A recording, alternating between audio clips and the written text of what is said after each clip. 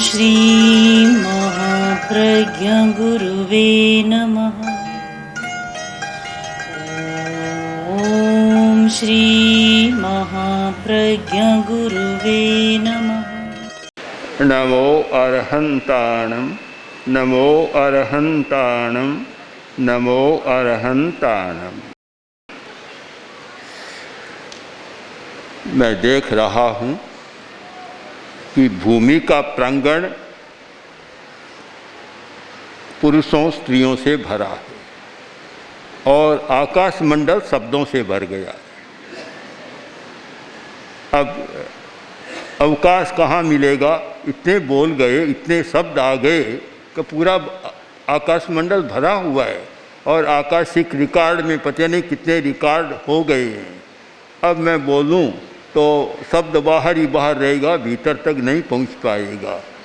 इसलिए सोच रहा हूं बोलूं, कम बोलूं या नहीं बोलूं। तीनों विकल्प मेरे सामने है, पर बोलना शायद थोड़ा बहुत इसलिए ज़रूरी है कि दो पंक्तियों को देख रहा हूं। एक और पीला रंग दिखाई दे रहा है, एक और प्राय सफ़ेद रंग दिखाई दे रहा है।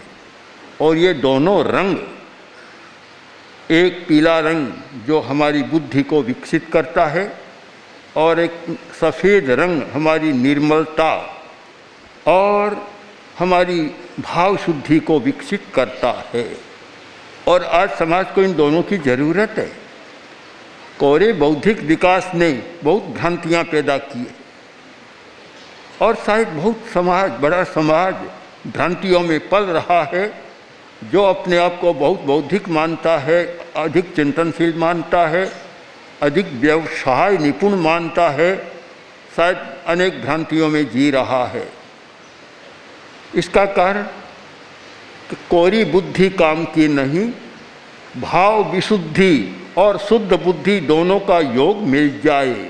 हमारे प्रथम आचार्य भिक्षु के सामने एक व्यक्ति आया, बड़ा समझदार था और बोला कि भिखन जी, आप में तो बुद्धि इतनी है कि आप 9 कोटि मारवाड़ के राज्य का संचालन कर सकते हैं।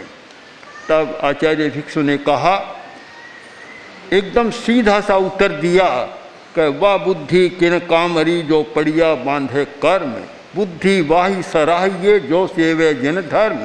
वह बुद्धि किस काम की? जो बंधन पैदा करती है।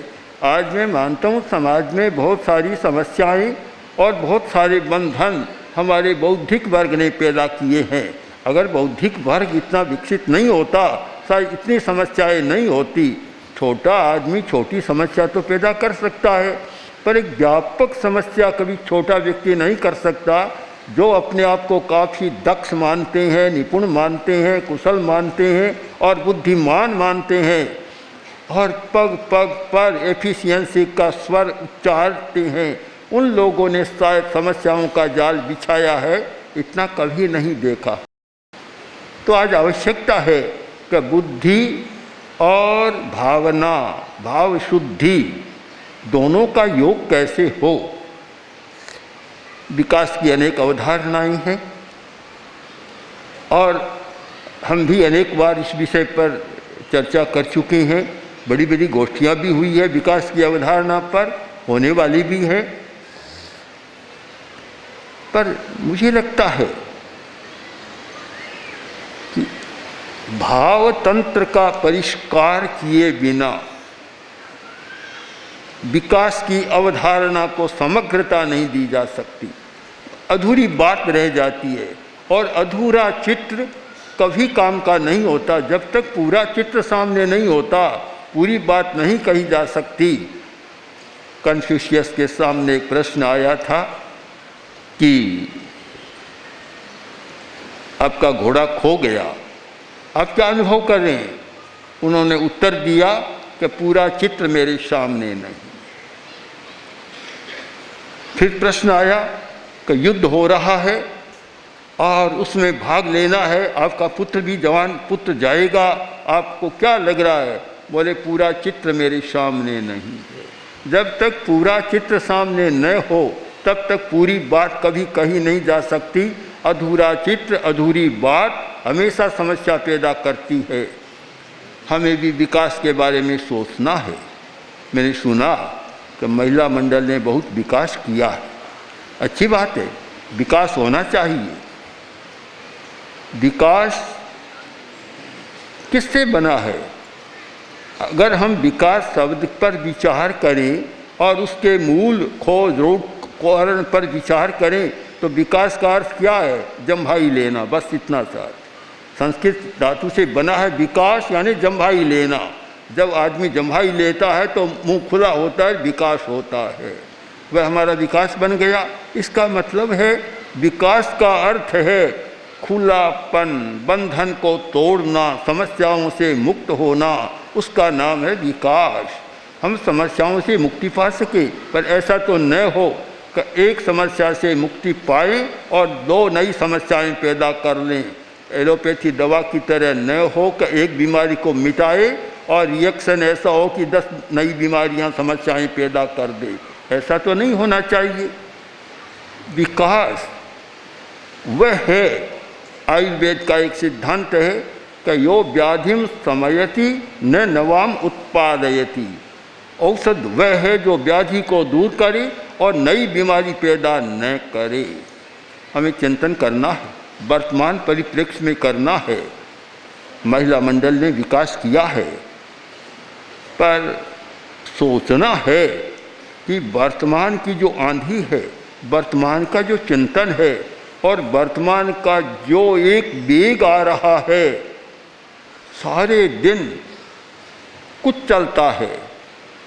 कितने महिलाओं को, कन्याओं को बचा सके, इस दिशा में चिंतन होना जरूरी है। इस आंधी से कैसे उबार सके। आज पश्चिम रात्रि को हम लोग बैठे थे और हमारा पश्चिम रात्रि को कुछ चलता है, सब साधु इकट्ठे होते हैं, तो प्रसंग आया कि स्वाध्याय में रमण कौन करता है? 3 बड़ी बाधाएं हैं। एक तो नींद, तो निर्देश दिया गया कि निद्रम न बहुमन्येजा, निद्रा को बहुमान मत दो, नींद लो पर उसको बहुमान मत दो। दूसरा संपहासम विभज्जय, केवल समय मनोरंजन, हंसी मजाक मखौल में न बीते, नहीं तो फिर स्वाध्याय हो नहीं सकता। तीसरी बात ज़्यादा महत्वपूर्ण है कि मीहो कहा हिम न रमे, मिथे कथा यानी काम कथा। यह ज़्यादा भयंकर बात बनती है जब इसका बाहुल्य होता है और इसमें आदमी लग जाता है तो सब गौण हो जाते हैं। आज तो ऐसा लगता है पूरे समाज का चित्र, मैं भी कहूँ पूरा चित्र तो सामने नहीं है, पर काफ़ी चित्र सामने आ रहा है कि काम कथा में सब कुछ आ जाते हैं। और ज़्यादा जो सेक्सुअल प्रवृत्तियाँ आज जिस प्रकार दिखाई जा रही है और जिस प्रकार समाज में एक नई उत्तेजना पैदा की जा रही है, ये सारा चलता है। तो महिला मंडल का अधिक दायित्व है कि इस राग के साथ, रागात्मक प्रकृति के साथ विराग को कैसे पैदा कर सकें और कैसे विराग का वातावरण बना सकें। मैं मानता हूँ समाज रागात्मक होता है, कभी पूरा वैरागी समाज नहीं बनता, किंतु जब राग और विराग का संतुलन न हो तो अनेक समस्याएं पैदा होती है। और आज ये समस्याएं इतनी बन रही है इसलिए कि हमारे सामने कुछ चित्र आते हैं। भाई आया कि मेरी लड़की किसी के साथ चली गई, ये हो गया, ये हो गया। आए दिन ये समस्याएं आती है। इसका कारण कोरा रागात्मक वातावरण सामने आता है, वैराग्य का आता नहीं है।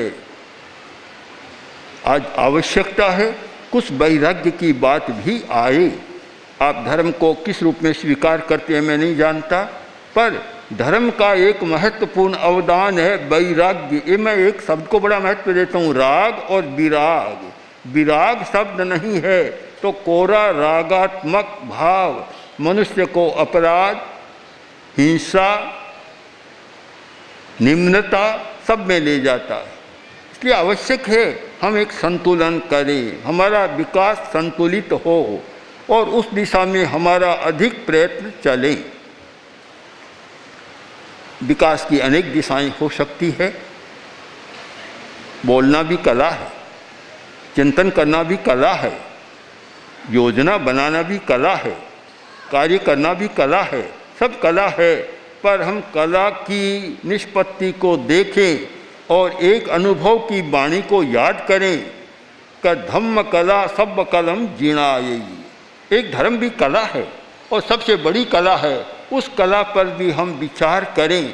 अगर समाज को स्वस्थ रहना है, स्वस्थ वातावरण बनाए रखना है, जिस समाज में अपराध न हो, जिस समाज में ऐसे निम्न कोटि के प्रयोग न हो, प्रयत्न न हो, और जो समाज रुग्ण न हो, जिसका चिंतन भी निम्न कोटि का न हो, जिसकी उदात्त चेतना जागृत रहे, ऐसे समाज का अगर निर्माण करना है और ऐसे समाज में जीना है तो सबको विकास की अवधारणा भी बदलना होगा और नया चिंतन शुरू करना होगा। अधिवेशन एक वर्ष भर की प्रस्तुति है, वर्ष भर का लेखा जोखा है, पर हम नया चिंतन करें कि आगे क्या करना है। अतीत को तो साथ रखना है, वर्तमान में जीना है, किंतु भविष्य को भी देखना है, साथ में लेना कि हमें क्या करना है। अच्छा, तो मानता हूँ कि इस पर और अधिक गंभीर चिंतन हो कि महिलाओं की शक्ति कैसे बढ़े। कल परसों ही बात हो रही थी, अडवाणी आई थी, पूर्णिमा जी अडवाणी आई हुई थी, बात कर रही थी और उन्होंने कहा मम्मी मम्मी। मैंने कहा मम्मी सब तो अच्छा भी नहीं लगता। वे भी विरोध में थी इसके। वे बता रही थी कि किस प्रकार मम्मी का प्रयोग होता है और उन्होंने मिस्र की मम्मियों को भी याद कर लिया उस संदर्भ में। एक इतना अच्छा हमारा पवित्र शब्द था माता और माँ, किंतु सारा बदल गया, व्यवहार बदल गया। और आप निश्चित माने कि शब्दों का हमारे मन पर बहुत प्रभाव होता है।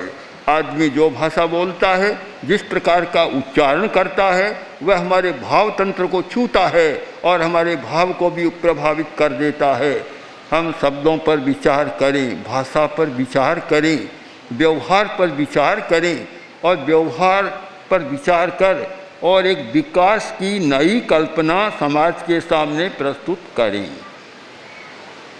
विकास के बारे में और भी हमारा चिंतन होने वाला है, किंतु चाहे तो महिला मंडल हो, युवक परिषदें हो, जो हमारे सक्रिय संगठन है काम करने वाले, इन सब को सोचना है कि आखिर क्या हम प्रस्तुत करें।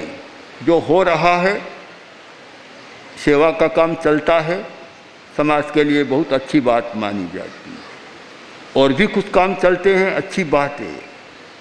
और अनेक महिलाएं तैयार हुई हैं, अच्छी वक्ता बनी है, लेखक भी बनी है, भाषा का भी परिष्कार हुआ है और चिंतन भी बढ़ा है।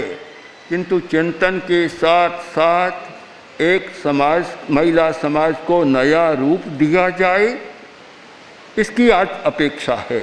और अगर महिला समाज को नया रूप मिलता है तो पुरुष समाज को तो अपने आप मिल जाएगा। कारण है, कहते तो हैं कि महिलाएं अनुकरण ज़्यादा करती है, पर मुझे लगता है कि शायद पुरुष ज़्यादा महिलाओं का अनुकरण करते हैं। एक बार पुराने ज़माने की बात है, 2500 वर्ष पहले की, भगवान महावीर के समय की बात है। एक विवाद खड़ा हो गया।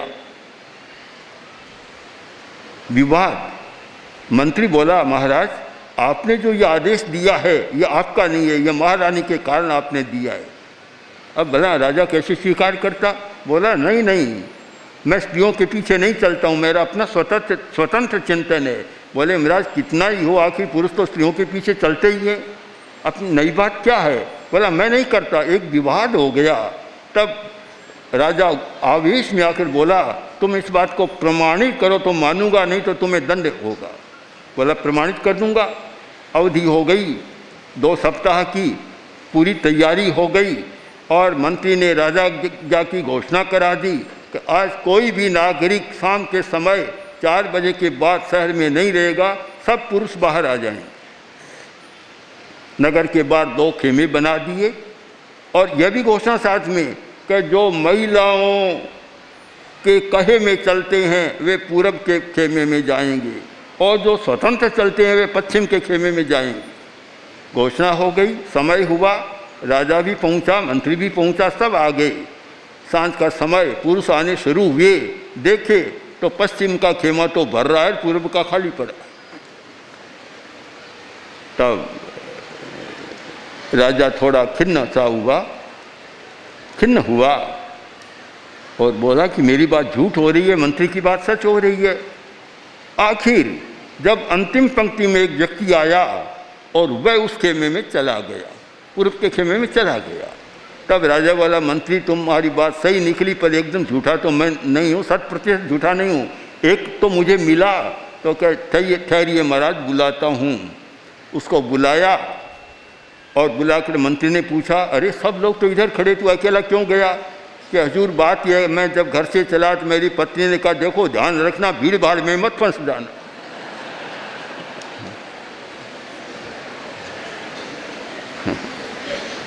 जब ये मानसिकता होती है, हम सच्चाई को मानकर चले तो एक अधिक जिम्मेवारी परिवार की सारी महिलाओं पर आती है। और सच्चाई को झुठलाना भी नहीं चाहिए, अस्वीकार भी नहीं करना चाहिए।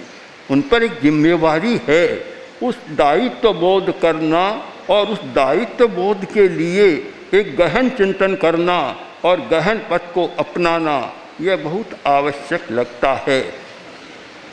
मैं क्या अनेक लोगों ने प्रशंसा की, विकास की प्रशंसा कर सकता हूँ, अच्छी बात है। यह तो गुणानुराग है कि प्रशंसा करनी चाहिए, प्रोत्साहन भी देना चाहिए, गुणानुराग है। पर आचार्य तुलसी की बात को मैं सामने रखता हूँ। आचार्यवर बहुत बार कहते थे कि प्रशंसा भी अधिक नहीं करनी चाहिए। प्रशंसा भी एक ब्रेक लगती है, एक अवरोध है। प्रशंसा बिल्कुल होता है। कलाकार मूर्ति बना रहा था, युवक बहुत होशियार था और इतना दक्ष हो गया कि सब प्रशंसा करते, पर पिता कभी प्रशंसा नहीं करता। बढ़िया से बढ़िया राज दरबार में मूर्तियां प्रस्तुत की, राजा ने प्रशंसा की, सब ने प्रशंसा की, पर उसने नहीं की। तब पिता के पास जाकर बोला, पिताजी ये बात मेरे समझ में नहीं आ रही है, और सब तो मेरी प्रशंसा कर रहे हैं और आप 2 शब्द भी नहीं बोले। पिता ने कहा, यही चाहता है, अच्छा कल मैं तेरी प्रशंसा कर दूंगा। राज्यसभा में कल प्रशंसा कर दी और बोला अब ब्रेक, अवरोध हो गया, अब इससे आगे विकास नहीं कर पाएंगे। विकास के लिए प्रोत्साहन, प्रशंसा जरूरी है, तो साथ साथ में आत्मालोचन, आत्मनिरीक्षण भी उतना ही जरूरी है कि हम कहाँ तक पहुँचे, आज विकास कहाँ है, कितना विकास दुनिया में हो रहा है और हम किस भूमिका पर है। इन सब बातों की समीक्षा, मीमांसा, निरीक्षण और आलोचन न करें तो बात अधूरी रह जाती है। इसलिए आवश्यक है कि एक और हमारा विकास के लिए सेवा सहयोग भाव और सेवा सहयोग के लिए प्रोत्साहन और प्रोत्साहन के लिए गुणानुराग, एक पूरी प्रक्रिया चले। किंतु दूसरी ओर हमारा दूसरा पक्ष भी है। मैं बहुत बार कहता हूँ कि मेरे सामने जब पुरुष और स्त्री का प्रश्न आता है और मैं देखता हूँ तो मुझे कोई भी पुरुष 100% पुरुष दिखाई नहीं देता। 50% या 60% कोई पुरुष हो सकता है, और कोई भी महिला 100% महिला नहीं होती। चाहे हम शरीर शास्त्र की दृष्टि से देखें, शरीर रचना की दृष्टि से देखें, चाहे ज्योतिष की दृष्टि से देखें और चाहे योग विद्या की दृष्टि से देखें, हमारे दोनों ऐसे जुड़े हुए हैं, एक दायां भाग और एक बायां भाग। ये 2 भाग ही क्यों हमारे शरीर के, हमारी नाड़ी तंत्र के भी 2 भाग हैं। एक अनुकंपी है, एक परानुकंपी है, तो एक गर्म है, एक ठंडा है। दोनों तरह के 2 भाग हैं। तो एकांततः किसी को कुछ कहना कठिन है, पर अपेक्षा यह है और अपेक्षा यह लग रही है, जो कि आज धुंधली होती जा रही है, कि स्त्रियों का मुंह पुरुषों की ओर हो गया। वे चाहती हैं कि पुरुषों की होड़ करें, उनके साथ चलें, और मैं तो उल्टा कहना चाहता हूँ कि पुरुषों को स्त्रियों की ओर जाना चाहिए। उल्टा हो गया। आज माँ का मातृत्व, वात्सल्य, करुणा जो होनी चाहिए कहाँ दिखाई देती है। जब जब मैं सुनता हूँ कि दहेज के प्रसंग को लेकर और सास ने बहू को जला दिया, अत्यंत पीड़ा होती है कि भला सास स्त्री कैसे कर सकती है, स्त्री अपने स्त्री के साथ ऐसा व्यवहार कैसे कर सकती है। पर हम इस सच्चाई को, कटु सत्य को नहीं भुलाना चाहिए कि स्त्रियां भी बहुत सारी स्त्रियों के साथ अतिक्रमण और अत्याचार करती है। अगर स्त्रियां न करें तो समस्या बदल जाए। तो ये सोचना है कि पुरुषों की बराबरी करने की बात कभी न सोचना कि हम पुरुषों के साथ साथ चले। आज ये कहावत सी हो गई, कब हमें कंधे से कंधा मिलाकर चलना है। मैं सोचता हूँ कंधा छोटा रखो, मिलाओ मत, अभी थोड़ी पीछे चलो, पुरुषों के पीछे चलो और देखो पुरुष कैसे चल रहे हैं, उनके पद चिन्हों को देखो और फिर उन पद चिन्हों को सुधारने का प्रयत्न करो, न कि बराबर चलो। अगर बराबर चलोगी तो अनैतिकता और आ जाएगी। पुरुष तो आज माहिर है इस बात में, अप्रामाणिकता में, झूठ बोलने में, दगा धोखा देने में माहिर हैं, और साथ साथ चलोगी तो वे और संक्रांत तुम्हारे भीतर बीमारियां हो जाएगी। इसलिए अपना स्वतंत्र अस्तित्व का अनुभव करो, स्वतंत्र चलो और इस होड़ में न चलो। तो ये अधिवेशन एक नई दिशा के लिए होना चाहिए, नई दिशा, नई दृष्टि बने और हम कुछ नई बात सोच सकें। ये तो मुझे कहने की ज़रूरत नहीं कि जब आचार्यवर ने प्रयत्न शुरू किया था, आचार्य तुलसी ने जब प्रयत्न शुरू किया, उस समय की दशा और आज की दशा देखता हूँ। उस समय की दशा तो ये आचार्यवर कहते थे, एक समय यह था कि हमारे सामने एक साध्वी भी कोई हिंदी में बोलने वाली नहीं थी, तो स्त्रियों की बात तो छोड़ दो बल्कि, उनकी तो बात ही कहाँ है। किंतु आचार्यवर ने एक दृष्टि दी, एक दर्शन दिया, एक प्रयत्न शुरू किया। आज सारी बदली हुई स्थिति देखता हूँ कि कितना परिवर्तन आया है, पर परिवर्तन को सीमा माने तो बस ब्रेक लग जाएगा, सीमा न माने आगे तो बहुत बाकी है। अभी चले हैं आधा किलोमीटर, चलना अभी 100 किलोमीटर बाकी है, गांव बहुत दूर है। तो अभी इसको न माने और नया चिंतन करें। और इस कार्य में साध्वी प्रमुखा का भी बड़ा योग है कि जिन्होंने निरंतर इस दिशा में चिंतन और प्रयत्न करती रही है, और हमारी साध्वियों का भी इनके साथ में योग है। सबका योग मिलकर और सारा काम हो रहा है। और आज तेरा पंथ महिला मंडल एक नक्शे पर आ गया है। किंतु नक्शे पर आया, अभी तो कितना करना है, इतना अगर सीमा मान लो कि बस बहुत हो गया। मैंने अभी 2-4 दिन पहले हमारी समणियों से कहा कि एमए तो बहुत कर चुकी, एमए कर लिया और मान लिया हम पढ़ गई तो सबसे बड़ी भयंकर भूल होगी। एमए तो प्रारंभ होता भी, पढ़ना तो सारा बाकी पड़ा है। तो आप भी माने, अभी मानचित्र पर आ गई, प्रवेश हो गया, प्रारंभ हो गया, अभी चलना तो बहुत दूर है। इसलिए चलने की हमारी गति सही हो और उस दिशा में युवाचार्य, साधु, साध्वियाँ, सबका मार्गदर्शन आपको मिलता रहता है। और हमारे जागरूक कार्यकर्ता है, सहयोगी, उनका भी मिलता रहता है। और आप स्वयं भी सोचते हैं तो धीरे धीरे एक ऐसी पद्धति का निर्माण करें। और इस बार और ध्यान देना है, आचार्य भिक्षु की निर्वाण द्विशताब्दी हमारे सामने है। इसमें महिला मंडल क्या करे, यह प्रश्न हमने उपस्थित कर दिया था, हमारी गोष्ठी में भी चला था। साध्वी प्रमुखा ने ये प्रश्न रखा भी था, भाइयों ने भी रखा था। अभी प्रश्न का उत्तर हम नहीं दे पा रहे हैं, हमें और चिंतन करना है।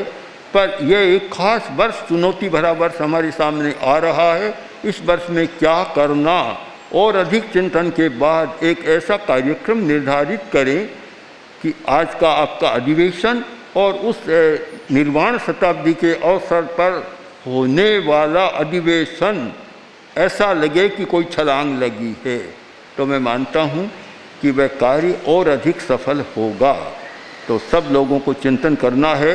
और प्रसंग बस भाइयों को भी बता दूं कि 20 शताब्दी पर महासभा के अध्यक्ष भी यहाँ हैं, सभा के लोग भी बहुत सारे हैं और युवक परिषद के भी हैं और पूरा समाज है। सबको क्या करना है, हम लोग कितनी बार साथ में बैठते हैं, प्रवचन के बाद सब हम बैठते हैं और इसी चिंतन में लगे हुए हैं। काफ़ी दिन हो गए, हमारी 10 गोष्ठियाँ हो गई।